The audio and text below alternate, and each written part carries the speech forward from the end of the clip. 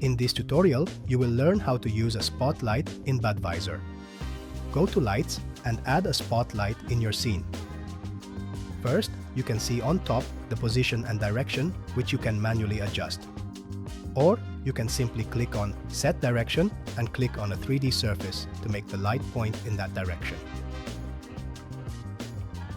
Right after that, you can see the angle and intensity. Then, the diffuse and specular color if you want to add specific ambient to the light. Click on Shadows, then Enable Casting Shadows. Under it, you can tweak the values to improve the quality of the shadow.